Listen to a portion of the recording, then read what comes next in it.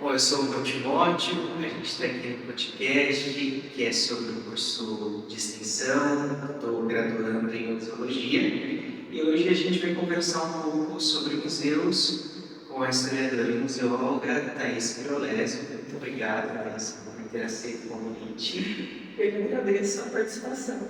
Então, para começar, eu queria que você se apresentasse para a gente. Sim, eu sou Thaís Pirolesi, eu sou formada em História pela Unesp de Franca e fiz um mestrado em Museologia no MAI São Paulo, no curso de Interunidades, o que me possibilitou então, a atuação enquanto museóloga. E atualmente eu sou agente cultural da Prefeitura Municipal de Jaboticabal e atuo no Museu Histórico aqui da cidade. E também presto serviços como museóloga aqui na nossa região. Thaís, você já tem tempo considerável de experiência em museus. Eu queria que você contasse um pouquinho dessa tua trajetória, pensando esse cruzamento entre as práticas e os desafios do museu e também como isso se reflete na sua formação acadêmica. O primeiro contato que eu tive com museus foi na época da graduação. Eu fui estagiária por 3 anos no Museu Histórico e do Café em Ribeirão Preto, então isso desde cedo na graduação eu tive essa aproximação com a instituição museológica e esse gosto, mais do que a sala de aula. Então, nós estamos falando de aproximadamente 22 anos atrás. É uma área que eu gosto muito de atuar, e como você bem contou, é uma área com muitos desafios. A principal deles é a questão da participação mesmo. A participação no dia a dia do museu, a participação na construção da instituição em si. Então, desde o começo dos anos 2000, a gente sempre via a questão da participação da população como algo assim, a ser superado. Essa dificuldade que nós temos em trazer o público para o museu não é algo novo, não é de agora. A construção do público que visita deveria ser um dos pontos principais de toda instituição museológica. E nós estamos falando também de uma maioria de museus do interior, que esbarram questões de gestão pública. Então, a gestão pública como um todo deve ter a sua principal ação justamente a aproximação da população, da comunidade local.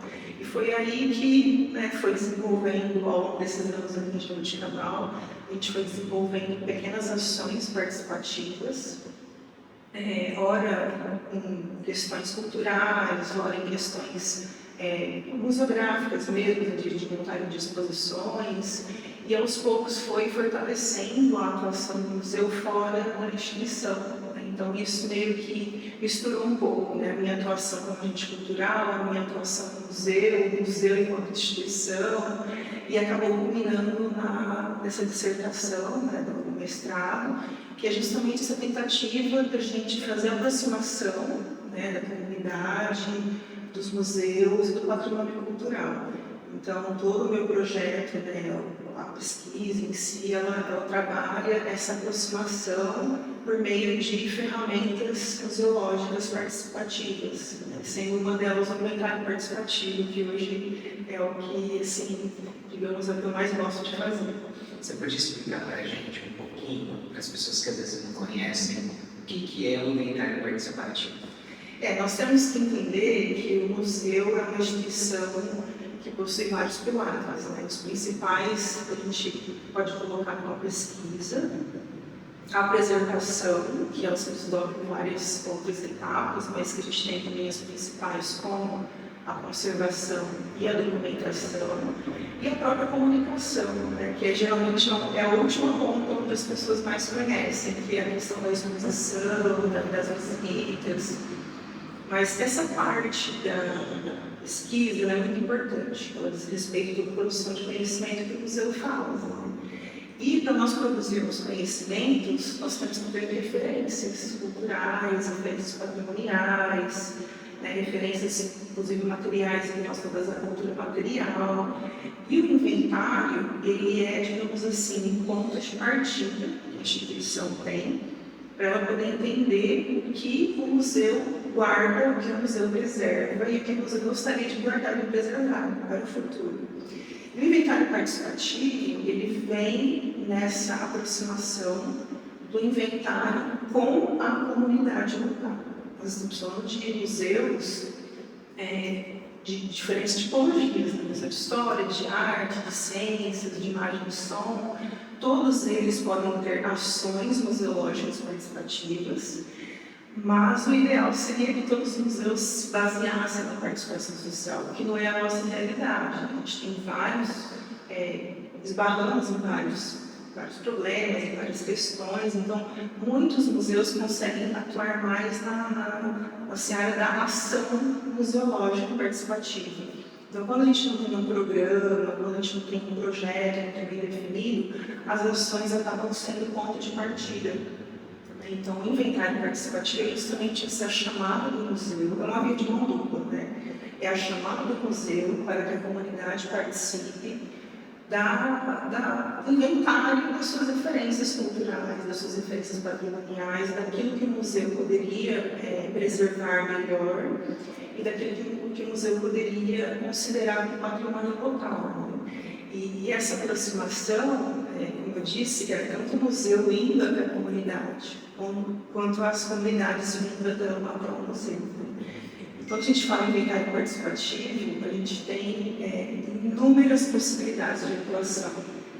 Rodas de conversa, desenvolvimento de exposições, educação patrimonial. A gente tem inúmeras ferramentas que a gente poderia utilizar dentro do inventário participativo. Nós, por exemplo, utilizamos a realização de fóruns, a realização de rodas de conversa, a realização de exposições. Então, foram as ferramentas ali que nós encontramos para poder fazer um inventário de novas referências culturais da cidade. Quando você fala de novas referências, é porque o museu, pegando a realidade do interior paulista, eles já são compostos já de um tempo maior, alguns décadas de 60, 70, e aí as comissões formadas geralmente é de um grupo específico da sociedade. A gente fala do grupo central, de famílias, uma meia dúzia de famílias com nomes renomados. O inventário participativo veio como uma resposta de exposição dessas identidades, a gente pode falar isso? Podemos sim, porque o surgimento dos inventários participativos no Brasil é justamente a partir das comunidades. Né? Foi um chamamento que o Instituto Brasileiro de Museus fez na criação dos pontos de memória. Nós estamos falando no começo dos anos 2000, e justamente para que nós fizéssemos essa reflexão, né? Qual é o patrimônio, qual é a cultura que nós queremos ver representada nas instituições, que muitas vezes nós não vemos.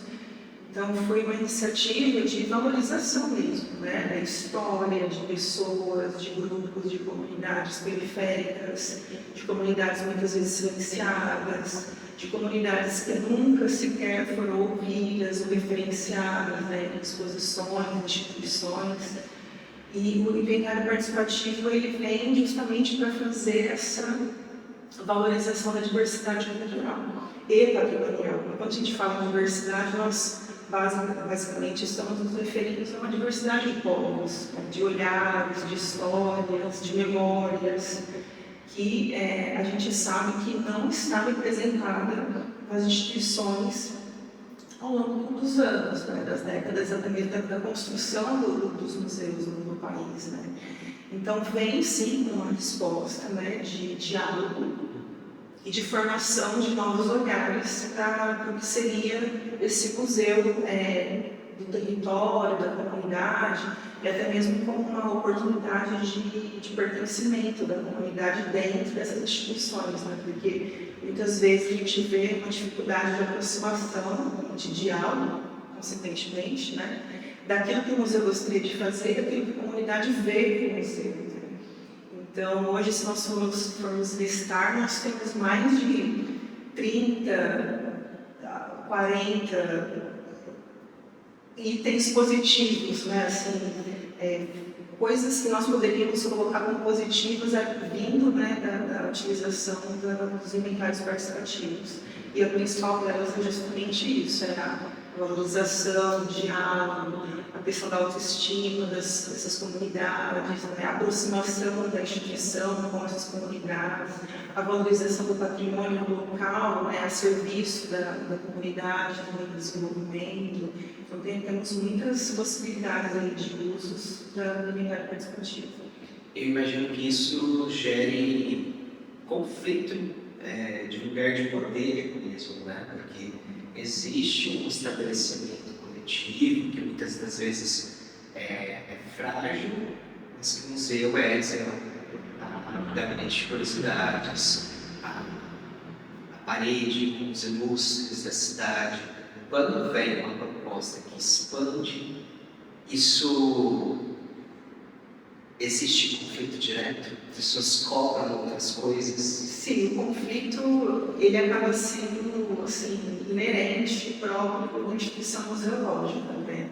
Quando nós pensamos no que o museu vai falar, no que o museu vai expor, no que o museu vai colocar de questões, de perguntas para a comunidade, sempre vai esbarrar naquilo que temos de diverso e naquilo que temos de oficial.